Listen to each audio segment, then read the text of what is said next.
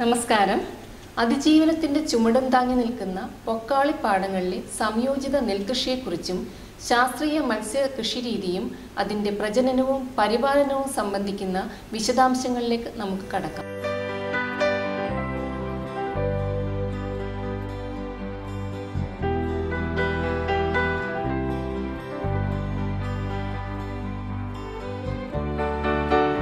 തീരദേശങ്ങളിൽ മാത്രം കണ്ടുവരുന്ന പരമ്പരാഗതമായ കൃഷി സമ്പ്രദായത്തിന്റെ തിരുശേഷിപ്പാണ് പൊക്കാളിപ്പാടങ്ങൾ. നെല്ലും ചെമ്മീനും ഇടവിട്ട് കൃഷി ചെയ്യുക വഴി പൂർണ്ണമായും ജൈവ രീതിയിലുള്ള സംയോജിത കൃഷിരീതിയാണ് പൊക്കാളി കൃഷി. നെൽച്ചെടികളുടെ അവശിഷ്ടങ്ങൾ അടുത്ത കൃഷിയിലെ ചെമ്മീനുകൾക്ക് തീറ്റയാവുകയും പിന്നീട് വളരുന്ന നെല്ലിന് വളമാകുകയും ചെയ്യുന്നു. നമ്മൾ മേടമാസത്തിൽ വെള്ളം പറ്റിച്ച് നിലം നല്ല ശരിക്ക് ഉണക്കിയതിന് ശേഷം കിളച്ച് മഴ കൊണ്ട് ഉപ്പ് പോയതിന് ശേഷം വിത്ത് വിതച്ച് 20-30 ദിവസത്തിനുള്ളിൽ നിരത്തി അതിനുശേഷം ഒരു 120 ദിവസത്തെ പാകമാകുമ്പോഴും നമ്മൾ കൊയ്ത് അങ്ങനെയാണ് ഇപ്പോൾ നമ്മൾ പരമ്പരാഗതമായി ചെയ്തുകൊണ്ടിരിക്കുന്നത്. നമ്മൾ രാസവളങ്ങളൊന്നും തന്നെ ഇതിൽ ഉപയോഗിക്കുന്നില്ല. വെള്ളം കയറ്റിയിറക്കിയാണ് ഇതിനെ നമ്മൾ നോക്കിക്കൊണ്ടിരിക്കുന്നത്. ഒരു പൊക്കാളി കൃഷിയിടം വന്നാൽ 4 വശവും ബണ്ടും അതിനുള്ള തൂമ്പും ചേർന്ന ഒരു പുഴയിൽ നിന്ന് വെള്ളം കയറ്റി ഇറക്കാവുന്ന രീതിയിലുള്ള ഒരു കൃഷിയിടമാണ് പൊക്കാളി കൃഷിയിടം. ഇത് ഒരു വ്യക്തികളുടെ സ്വന്തം ഉടമസ്ഥയിലുള്ള ഒറ്റയ്ക്കുള്ള കൃഷിയിടമോ അല്ലെങ്കിൽ പല കർഷകരുടെ ചേർന്ന് പാടശേഖര സമിതിയുടെ കീഴിലുള്ള രീതിയിലുള്ള ഒരു കൃഷിയിടമോ ആണ് പൊക്കാളി കൃഷിയിടം. ഉപ്പുരസത്തിൽ വളരുന്ന നെൽവിത്തുകളാണ് പൊക്കാളി കൃഷിക്ക് ഉപയോഗിക്കുന്നത്. കാർഷിക സർവകലാശാല വികസിപ്പിച്ചെടുത്ത വിവിധ ഇനം വിത്തുകളും ഉപയോഗിക്കുന്നുണ്ട്. എല്ലാ വർഷവും ഒക്ടോബർ ആദ്യ വാരത്തോടെയാണ് വിളവെടുപ്പ്. തൊഴിലാളികളുടെ ദൗർലഭ്യ നിമിത്തം കുടുംബാംഗങ്ങൾ ഒത്തുചേർന്നാണ് കൊയ്ത്ത് നടത്തുന്നത്.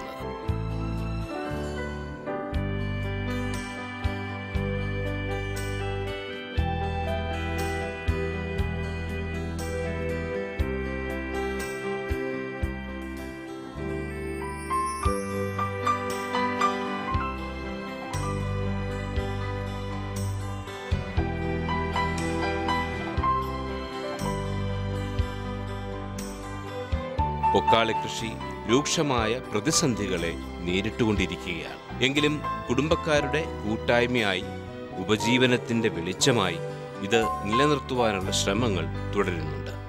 ഇത് പൊക്കാളി മേഖല ഇന്ന് ധാരാളം പ്രശ്നങ്ങൾ നേരിട്ടുകൊണ്ടിരിക്കുകയാണ്. ഉൽപ്പന്നത്തിന് ശരിയായ വില ലഭിക്കുന്നില്ല. അതുപോലെ തന്നെ തൊഴിലാളികളെ ലഭിക്കുന്നില്ല. ഇതിന് പണി ചെയ്യാനായിട്ടുള്ള തൊഴിലാളികളെ കിട്ടാത്ത അവസരത്തിലും പിന്നെ അതുപോലെ പ്രകൃതി ചടിക്കുന്നു പല. അപ്പോൾ പ്രകൃതിയുടെ വികൃതി മൂലവും കൃഷി നശിക്കുന്നു. ഈ 2-3 കാരണങ്ങൾ കൊണ്ട് ഇന്ന് പൊക്കാളി മേഖല കൃഷി തന്നെ കുറഞ്ഞു വരികയാണ്. ഒരു 10-15 വർഷം മുമ്പ് 15,000 ഹെക്ടർ ഉണ്ടായെങ്കിൽ ഇന്ന് കുറഞ്ഞ് 3 വർഷത്തിന് മുമ്പുള്ള കണക്ക് 5,000 ഹെക്ടർ ആയിരുന്നു. ഇന്ന് 2,000 ഹെക്ടറിൽ താഴെയാണ് പൊക്കാളി നെൽകൃഷി ചെയ്യുന്നത്. പൂർണ്ണ വളർച്ചയെത്തിയ നെൽച്ചെടികൾക്ക് 6 അടിയോളം പൊക്കം വരുന്നത് കൊണ്ടാണ് പൊക്കാളി കൃഷിയെന്ന് നാം വിവക്ഷിക്കുന്നത്. പൊന്നിൻ നിറമുള്ള പൊക്കാളി കതിർകുലകൾ ചൂടി കാറ്റിൽ ചാഞ്ചാടി ഗതകാല പാരമ്പര്യത്തെ തലോടുകയാണെന്ന് തോന്നിപ്പോകും. കൃഷി വിജ്ഞാന കേന്ദ്രം വിഭാവന ചെയ്ത മത്സ്യകൃഷികളിൽ കരിമീനും തിരുതയും പൊക്കാളി കർഷകരുടെ നഷ്ടം നികത്താൻ സഹായകമാണ്. ചെമ്മീനിന് ബാധിച്ച വൈറസ് രോഗബാധ മൂലം ഇന്ന് ചെമ്മീനിൽ നിന്നുള്ള വരുമാനം പാടെ കുറഞ്ഞിരിക്കുകയാണ്. ഈ സാഹചര്യത്തിൽ പല കർഷകരും ഇന്ന് പൊക്കാളി കൃഷിയിടം വെറുതെ ഇട്ടിരിക്കുകയാണ്. പല കർഷകരും പൊക്കാളി കൃഷി നെൽകൃഷിയോ ചെമ്മീൻ കൃഷിയോ ചെയ്യാതെ രീതിയിൽ പൊക്കാളി കൃഷിയും ഉപയോഗശൂന്യമായി കിടക്കുന്ന ഒരു സാഹചര്യമാണ് നിലവിലുള്ളത്. ഈ സാഹചര്യത്തിലാണ് കേന്ദ്ര സമുദ്ര മത്സ്യ ഗവേഷണ സ്ഥാപനവും എറണാകുളം ജില്ലാ കൃഷി വിജ്ഞാന കേന്ദ്രവും പൊക്കാളി കൃഷിയെ പുനരുജ്ജീവിപ്പിക്കുക എന്ന ഒരു ആശയവുമായി മുന്നോട്ട് വന്നത്. ഇതിനായി നമ്മൾ മുന്നോട്ട് വെച്ച ഒരു പദ്ധതി എന്നാൽ പൊക്കാളി കൃഷിയിടത്തിൽ നെല്ലും ചെമ്മീനോടൊപ്പം മത്സ്യം കൂടി ഒരുമിച്ച് സംയോജിതമായി വളർത്തുന്ന രീതിയാണ്. കൃഷി നടപ്പിലാക്കിയത് കാലാവസ്ഥ അതിജീവന കൃഷി രീതികളുടെ ദേശീയ സംരംഭത്തിൻ്റെ സാമ്പത്തിക സഹായത്തോടെയാണ്.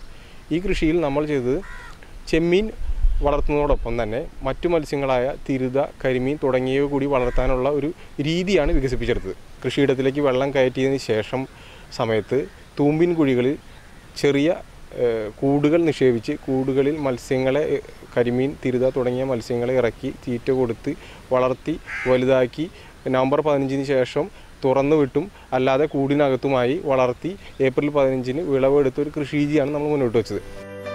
ഒരേ കൃഷിയിടത്തിൽ തന്നെ അധിക വരുമാനം ലഭിക്കുന്ന സംയോജിത പൊക്കാളി കൃഷിക്ക് ശാസ്ത്രീയത കൂടി കൈവന്നപ്പോൾ അതിൽ പങ്കാളിയാകാൻ പുത്തൻ തലമുറക്കാർ മുന്നോട്ട് വന്നു തുടങ്ങി. 1 ഹെക്ടർ പൊക്കാളി നിലത്തേക്ക് വേണ്ട മത്സ്യക്കൂട്, വല തുടങ്ങിയ വസ്തുക്കൾക്കെല്ലാം ചേർത്ത് ചിലവ് പ്രതീക്ഷിക്കുന്നത് 88,000 രൂപയാണ്. ഈ വസ്തുക്കളെല്ലാം തുടർച്ചയായി 5 വർഷത്തേക്ക് ഉപയോഗിക്കാം എന്നുള്ളതുകൊണ്ട് വാർഷിക ചെലവ് 18,000 രൂപയായിരിക്കും.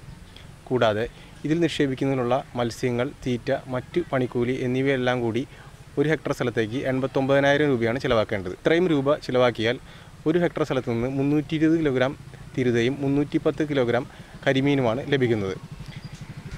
ഈ മത്സ്യങ്ങളിൽ നിന്ന് ചുരുങ്ങിയത് 1,90,000 രൂപയാണ് വരുമാനം പ്രതീക്ഷിക്കുന്നത്.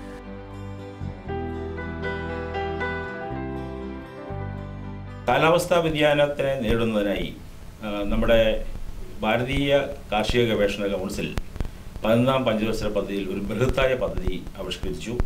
പ്രധാനമന്ത്രിയുടെ ദേശീയ കർമ്മ പരിപാടിയിൽ 8 പ്രധാന സംരംഭങ്ങളിലൊന്നായി ഈ കാലാവസ്ഥാ വ്യതിയാന ഗവേഷണ പഠനം ഉൾപ്പെടുത്തി അതനുസരിച്ച് അത് പ്രകാരം ഉണ്ടായ ഒരു പദ്ധതിയാണ് national initiative on climate resilient agriculture, ചുരുക്കത്തിൽ നിക്ര എന്ന് പറയും. കേന്ദ്ര സമുദ്ര മത്സ്യ ഗവേഷണ കേന്ദ്രം ഈ നിക്ര പദ്ധതിയിലെ ഒരു പ്രധാന പങ്കാളിയാണ്.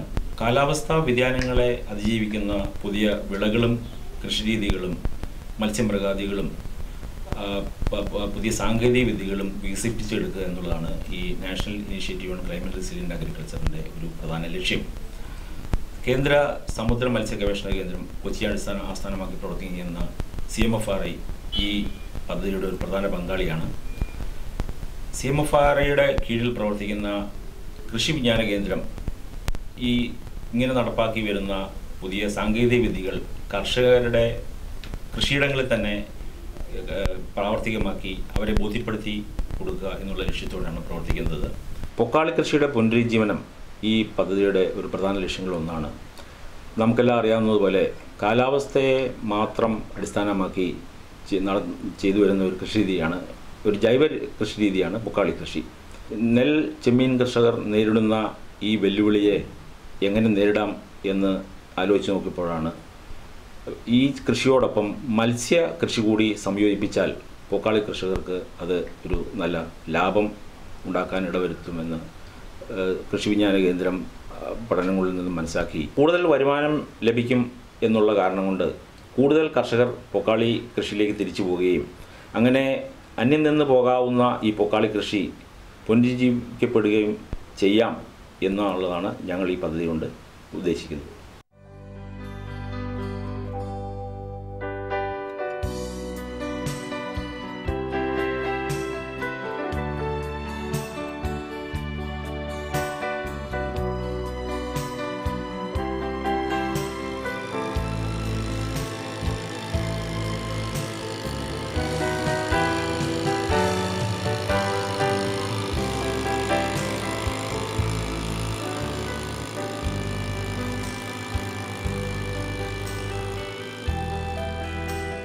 ഞാൻ കോതമംഗലം ബ്ലോക്കിലെ കീരമ്പാറ ഗ്രാമപഞ്ചായത്തിലെ ഒരു കർഷകനാണ്. ഇവിടെ പെരിയാർ ഫാർമേഴ്സ് ക്ലബ്ബ് എന്നുള്ളൊരു ക്ലബിൻ്റെ പ്രസിഡൻ്റ് കൂടിയാണ്. ഈ പ്രദേശങ്ങളിൽ നെൽകൃഷി അന്യം നിന്നു പോയിക്കൊണ്ടിരുന്ന ഒരു സാഹചര്യമായിരുന്നു. കാരണം വിദഗ്ധരായ തൊഴിലാളികൾ കിട്ടാനില്ലാത്ത ഒരു സാഹചര്യമായിരുന്നു. ആ അവസരത്തിലാണ് KVKയുടെ എറണാകുളം KVKയുടെ നേതൃത്വത്തിൽ ഒരു ക്ലാസ് അറ്റൻഡ് ചെയ്യാനായിട്ടുള്ളൊരു അവസരം വരികയും ഞങ്ങളതിൽ പങ്കെടുക്കുകയും നെൽകൃഷി പൂർണ്ണമായും യന്ത്രവൽകൃത രീതിയിൽ ചെയ്യാമെന്ന് പറഞ്ഞു. ആ സാഹചര്യത്തിൽ ഈ പാടത്ത് അതിനുള്ള ഒരു തീരുമാനമെടുക്കുകയും KVKയുടെ പൂർണ്ണ സഹകരണം ഞങ്ങൾക്ക് ലഭിക്കുകയും ചെയ്തു.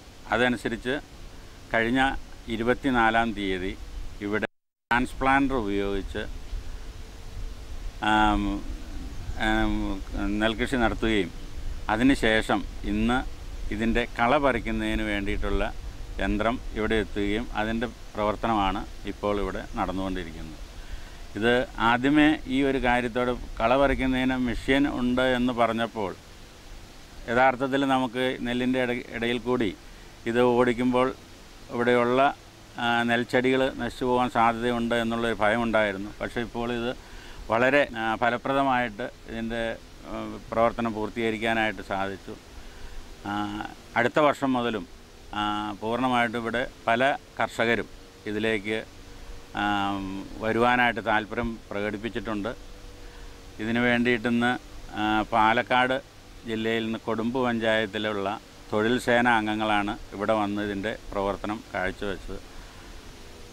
ഏതായാലും നെൽകൃഷിക്കാരെ സംബന്ധിച്ചിടത്തോളം ഈ ഒരു പദ്ധതി വന്നാൽ തീർച്ചയായിട്ടും ഇത് വളരെ ലാഭകരമായിട്ട് നെൽകൃഷി നടത്താം എന്നുള്ള കാര്യത്തിന് യാതൊരു സംശയമില്ല. മനുഷ്യയത്നത്തിന് പകരം വയ്ക്കാവുന്ന ചിലവ് കുറഞ്ഞ ഈ യന്ത്രവൽക്കരണ രീതി നെൽച്ചെടികൾക്കൊപ്പം വളരുന്ന കളകളെ നിശേഷം പിഴുതുമാറ്റും. തൈനടിയിൽ മുതൽ വിളവെടുപ്പ് വരെയുള്ള ക്രമീകരണങ്ങൾ യന്ത്രസഹായത്തോടെ നിർവഹിക്കുന്നത് ചിലവ് കുറയ്ക്കാമെന്ന് അഭിപ്രായമുണ്ട്. പവർ വീഡർ എന്ന് പറയുന്ന കള മെഷീൻ്റെ ഉപയോഗം കൊണ്ട് നമ്മൾക്ക് 2 മണിക്കൂറിൽ 1 ഏക്കർ കള പറിച്ചെടുക്കാൻ സാധിക്കും. പിന്നെ അതേപോലെ തന്നെ 1 മണിക്കൂറിന് നമ്മൾ 250 രൂപ വെച്ച് ലേബർ വാങ്ങിക്കുകയും പിന്നെ അതേപോലെ അത് 1 മണിക്കൂർ അതിൻ്റെ ഇന്ധനക്ഷമത 1/2 ലിറ്റർ വീതം ചിലവ് വരുന്നുണ്ട്. പിന്നെ അതുകൊണ്ട് കൃഷിക്കാർക്കും നല്ല മെച്ചമായ രീതിയിൽ നമ്മൾക്ക് ആ രീതിയിൽ കള പറിച്ച് അതിനെ നല്ല രീതിയിൽ കൊണ്ടുപോകാൻ കഴിയുന്നുണ്ട്. എറണാകുളം കൃഷി വിജ്ഞാന കേന്ദ്രം CMFRയുടെ കീഴിൽ പ്രവർത്തിക്കുന്ന ഈ കൃഷി വിജ്ഞാന കേന്ദ്രത്തിൻ്റെ ഫാർമേഴ്സ് ഫീൽഡ് സ്കൂൾ അഥവാ കർഷക വയൽ വിദ്യാലയം എന്നുള്ള ഒരു പ്രോഗ്രാമിൻ്റെ ഭാഗമായിട്ടാണ് ഈ ഊഞ്ഞാപ്പാറയിൽ കോതമംഗലത്തിനടുത്ത് ഊഞ്ഞാപ്പാറയിൽ ഒരു പാഡിയുടെ നെൽകൃഷിയിലെ യന്ത്രവൽക്കരണം എന്നുള്ള വിഷയത്തെക്കുറിച്ച് ഞങ്ങളൊരു സീരീസ് ഓഫ് ക്ലാസ്സുകൾ നടത്തിയത്. ഇവിടെ നമ്മളുടെ സബ്ജക്റ്റ് എന്ന് പറയുന്നത് ഈ നെൽപ്പാടങ്ങളിലെ യന്ത്രവൽക്കരണം എന്നുള്ളതാണ്. അപ്പോൾ അതുകൊണ്ട് നെൽപ്പാടങ്ങളിലെ വിവിധ യന്ത്രങ്ങൾ തുടക്കം മുതൽ അതായത് നിലമൊരുക്കൽ മുതൽ ഹാർവസ്റ്റിംഗ് വരെയുള്ള യന്ത്രങ്ങളാണ് ഇവിടെ പ്രദർശിപ്പിച്ചുകൊണ്ടിരിക്കുന്നത്. അപ്പോൾ ഇന്ന് നമ്മളിപ്പോൾ ഇവിടെ പ്രദർശിപ്പിക്കുന്നത് കള പറിക്കുന്ന യന്ത്രം അഥവാ പവർ വീഡർ ആണ് നമ്മളിന്നിവിടെ അതിന് പ്രദർശിപ്പിച്ചത്. അപ്പോൾ ഇതിന് 2 ഉദ്ദേശങ്ങളുണ്ട് ശരിക്കും പറഞ്ഞാൽ. കാരണം എന്താ വെച്ചിട്ടുണ്ടെങ്കിൽ യന്ത്രവൽക്കരണം പ്രചരിപ്പിക്കുക എന്നുള്ളത് ഒരു ഉദ്ദേശം. രണ്ടാമത് ഞങ്ങളിപ്പോൾ ഈ ഇന്നത്തെ മെഷീൻ കൊണ്ടുവന്നിരിക്കുന്നത് കൊടുമ്പ് ഗ്രാമപഞ്ചായത്തിലുള്ള പാലക്കാടിലുള്ള കൊടുമ്പ് ഗ്രാമപഞ്ചായത്തിലുള്ള തൊഴിൽ സേനയാണ്, പുലരി തൊഴിൽ സേനയാണ് ഇന്നിവിടെ വന്ന് ഈ പ്രോഗ്രാം ചെയ്തത്. അപ്പോൾ അവരെ കൊണ്ടുവരാനുള്ള ഉദ്ദേശം എന്താണെന്ന് വെച്ചിട്ടുണ്ടെങ്കിൽ പാലക്കാട് ജില്ലയുടെ വിവിധ ഭാഗങ്ങളിൽ ഇത്തരത്തിലുള്ള തൊഴിൽ സേനകൾ വളരെ എഫിഷ്യൻ്റായിട്ടും ലാഭകരമായിട്ടും പ്രവർത്തിക്കുന്നുണ്ട്. അപ്പോൾ ഇവരെ ഇവിടെ കൊണ്ടുവരിക വഴി ഇവരുടെ ഈ ഒരു എഫിഷ്യൻസി അഥവാ ഇവരുടെ ഒരു ഈ യന്ത്രങ്ങൾ ഉപയോഗിക്കുന്നതിന് വേണ്ടിയിട്ടുള്ള അവരുടെ ആ ഒരു പ്രായോഗിക പരിചയം നേരിട്ട് കണ്ട് മനസ്സിലാക്കാനും അതുപോലെ തന്നെ ഈ തൊഴിൽ സേനയുടെ അംഗങ്ങളുമായിട്ട് നേരിട്ട് സംവദിക്കാനുമുള്ള ഒരു അവസരം ഈ പ്രദേശത്തെ കൃഷിക്കാർക്ക് ലഭിച്ചു. കാരണം ഒരു ഫോൺ കോൾ ചെയ്തു കഴിഞ്ഞാൽ ഈ ഒരു സ്ഥലത്തെത്തി 1 ഏക്കറിന് 2500 രൂപ എന്നുള്ള നിരക്കിൽ അവർ എല്ലാ വർക്കുകളും ചെയ്ത് നിങ്ങൾക്ക് കൊയ്ത് മെതിച്ച് തരുന്നതാണ്. അപ്പോൾ ഇത്തരത്തിലുള്ള ഒരു തൊഴിൽ സേനയോ യന്ത്രവൽക്കരണത്തോടൊപ്പം തന്നെ കൊണ്ടുപോകേണ്ട അത്യാവശ്യമാണ്. അപ്പോൾ ഇത്തരത്തിൽ തൊഴിൽ സേനകളും യന്ത്രങ്ങളും കൂടി സംയോജിപ്പിച്ചിട്ടുള്ള ഒരു പ്രവർത്തനത്തിലൂടെ മാത്രമേ നമുക്ക് ഈ യന്ത്രവൽക്കരണം പ്രോത്സാഹിപ്പിക്കാനും അതുവഴി നമ്മളുടെ ഇപ്പോൾ തരിശായി കിടക്കുന്ന പാടങ്ങൾ പുനരുജ്ജീവിപ്പിക്കാനും സാധിക്കുകയുള്ളൂ. കർഷക പങ്കാളിത്തത്തോടെയുള്ള ശാസ്ത്രീയ കൃഷിരീതി എല്ലാ നെൽകൃഷിക്കാർക്കും പ്രയോജനപ്രദമായ മാതൃകയാക്കാവുന്നതാണ്. നെൽകൃഷിയിൽ നിന്നും അകന്നു പൊയ്ക്കൊണ്ടിരിക്കുന്ന കൃഷിക്കാരെ ശാസ്ത്രീയതയിലേക്ക് അടുപ്പിക്കാനുള്ള ഒരു ശ്രമം കൂടിയാണ് കൃഷി വിജ്ഞാന കേന്ദ്രയുടെ.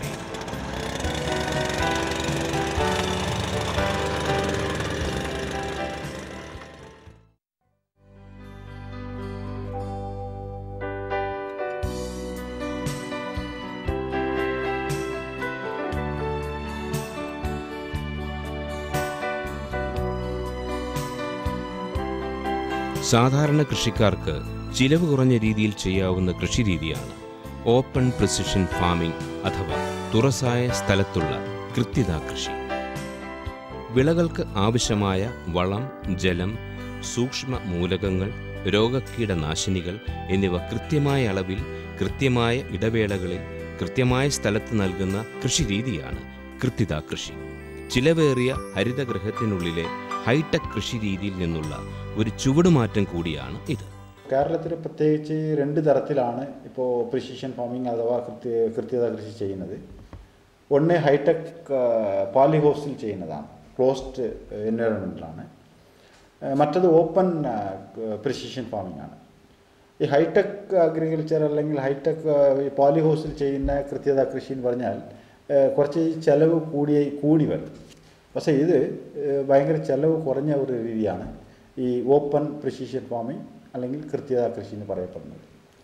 അപ്പോൾ ഇതിൽ നമ്മൾ എന്ത് ചെയ്യണമെന്ന് വെച്ചാൽ ഒരു 5 ഘടകമാണ് ഇതിൽ ഏറ്റവും ഇമ്പോർട്ടൻ്റ് ആയിട്ടുള്ളത്.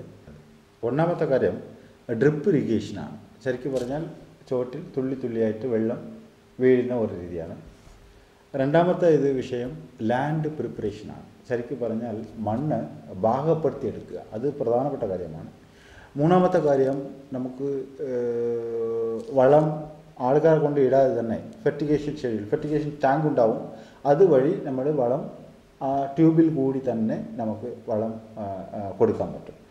മൂന്നാമത്തെ കാര്യം. നാലാമത്തെ കാര്യം, നമുക്ക് ഈ കഴ ഒരു വലിയ പ്രശ്നമാണ്. അപ്പോൾ അത് കഴ വരാതിരിക്കാൻ നമുക്ക് 30 മൈക്രോൺ തിക്നെസ്സിലുള്ള ബയോ കളേർഡ് പ്ലാസ്റ്റിക് ഷീറ്റ് കിട്ടും. അതുകൊണ്ട് വിരിച്ചിട്ടുണ്ടെങ്കിൽ കഴ മുഴുവനും തന്നെ പരമാവധി മാക്സിമം നമുക്ക് നിയന്ത്രിക്കാൻ പറ്റും. അഞ്ചാമത്തെ കാര്യം എന്ന് പറയുന്നത് ഫെർട്ടിലൈസർ ഷെഡ്യൂൾ. നമ്മൾ എന്നാണ് തൈ പിടിപ്പിക്കുന്നോ അന്ന് തൊട്ട് അതിന് എത്ര ദിവസത്തെ ഇടവേളയിൽ എന്ത് വളം കൊടുക്കണം എന്ന് പറഞ്ഞിട്ട് ഒരു ഫെർട്ടിലൈസർ ഷെഡ്യൂൾ ഒരെണ്ണം ഉണ്ടായിരിക്കണം. ഇത് 5 കാര്യം വളരെ പ്രധാനപ്പെട്ട കാര്യമാണ്. ശരിക്കും പറഞ്ഞാൽ കർഷകർക്ക് ഇത് ഒരു 30-50% മുകളിൽ വിളവ് കൂടുതലായിട്ട് ലഭിക്കുന്നതാണ്. ചെലവ് വളരെ കുറഞ്ഞ രീതിയാണ്. കൃത്യത കൃഷിക്ക് പ്രധാനമായും വേണ്ട വിവിധ ഘട്ടങ്ങളിൽ ആദ്യത്തേത് നീർവാഴ്ചയുള്ള നിലം ഒരുക്കലാണ്. നിലം കിളച്ചുമറിച്ച് വാരങ്ങൾ തയ്യാറാക്കുന്നു. ശേഷം ശാസ്ത്രീയമായി മണ്ണ് പരിശോധിച്ച് ഗുണമേന്മ ഉറപ്പാക്കണം. ഇനി കൃഷിക്ക് വേണ്ട വിത്തുകളും തൈകളും പാകപ്പെടുത്തുക എന്നുള്ളതാണ്. പ്രത്യേകം പ്രോട്രേകളിൽ തയ്യാറാക്കിയ പച്ചക്കറി തൈകൾക്ക് പുറമെ കുതിർത്ത വിത്തുകളും നട്ടുതുടങ്ങാം.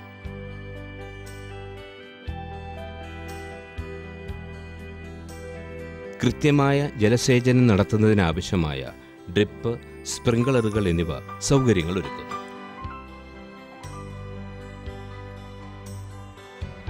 ദ്രവരൂപത്തിലുള്ള വളങ്ങൾ ഫെർട്ടിഗേഷൻ സിസ്റ്റം പ്രകാരം പ്രയോഗിക്കുന്നു.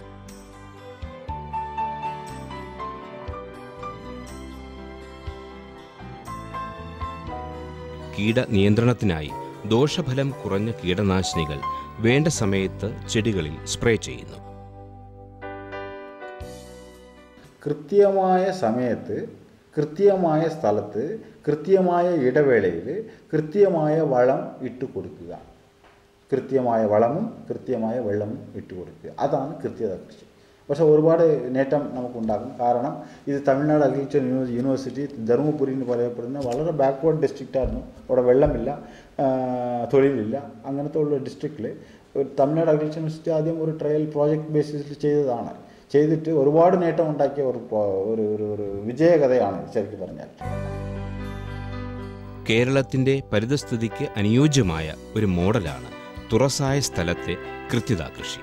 ഇത് പച്ചക്കറി കൃഷിക്കും മറ്റ് ജൈവ വിളകൾക്കും കൂടുതൽ ഉൽപാദനക്ഷമതയും നാണ്യവും നേടിത്തരുന്നു.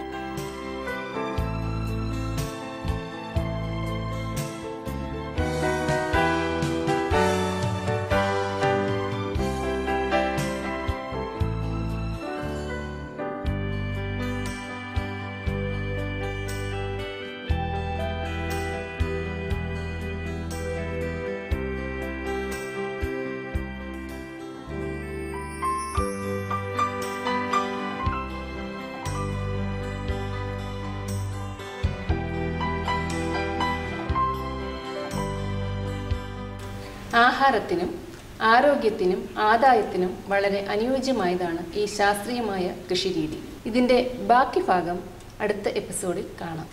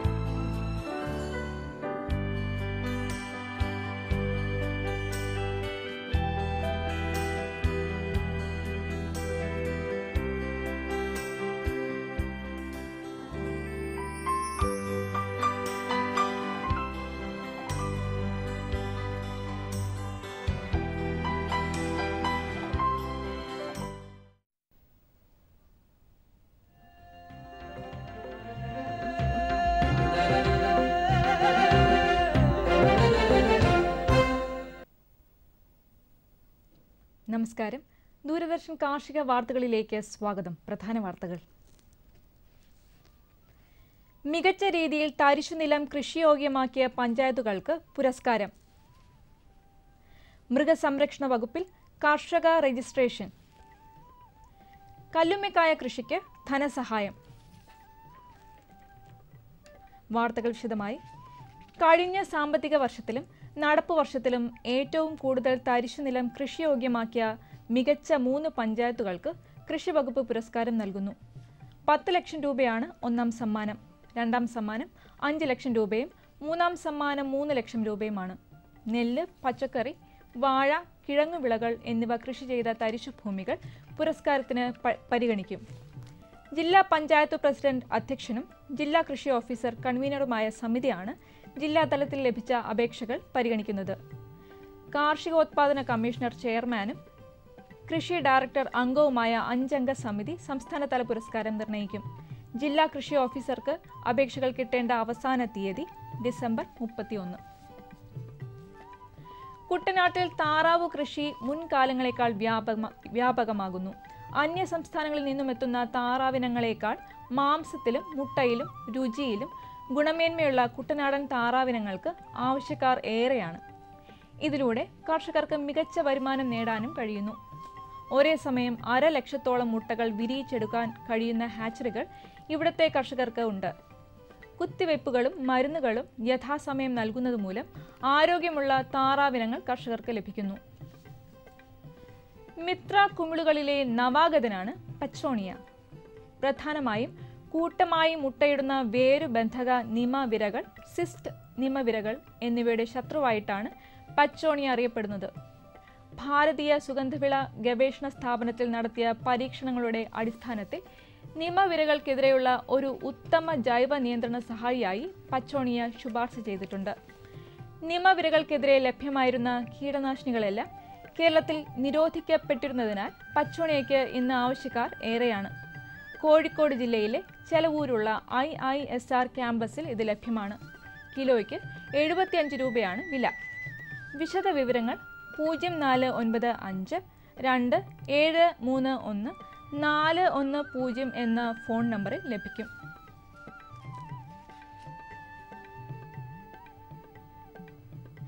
മൃഗസംരക്ഷണ മേഖലയിൽ ഗുണപരമായ മാറ്റങ്ങൾ വരുത്തുന്നതിന് മൃഗസംരക്ഷണ വകുപ്പ് മൃഗപരിപാലനത്തിൽ ഏർപ്പെട്ടിരിക്കുന്ന കർഷകരുടെ കണക്കുകൾ ശേഖരിക്കുന്നു.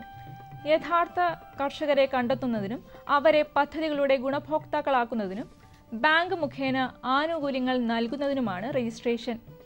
രജിസ്ട്രേഷൻ ഫോം പഞ്ചായത്ത് തല മൃഗാശുപത്രികളിലും വെറ്ററിനറി സബ് സെന്ററുകളിലും ലഭിക്കും.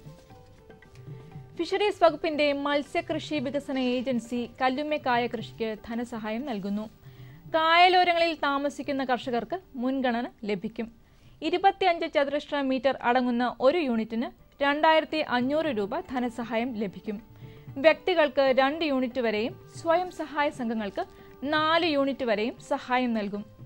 താൽപ്പര്യമുള്ളവർ മത്സ്യകൃഷി വികസന ഏജൻസിയുടെ എറണാകുളത്തോ ആലപ്പുഴയിലോ ഉള്ള റീജിയണൽ എക്സിക്യൂട്ടീവ് ഓഫീസറുമായി ബന്ധപ്പെടണം. കേരള അഗ്രികൾച്ചർ യൂണിവേഴ്സിറ്റിയുടെ മണ്ണുത്തിയിലെ കമ്മ്യൂണിക്കേഷൻ കേന്ദ്രത്തിൽ ഹരിതഗൃഹ കൃഷിയിൽ 10 ദിവസത്തെ പരിശീലനം സംഘടിപ്പിക്കുന്നു. നവംബർ 18 മുതൽ 28 വരെയാണ് പരിശീലനം.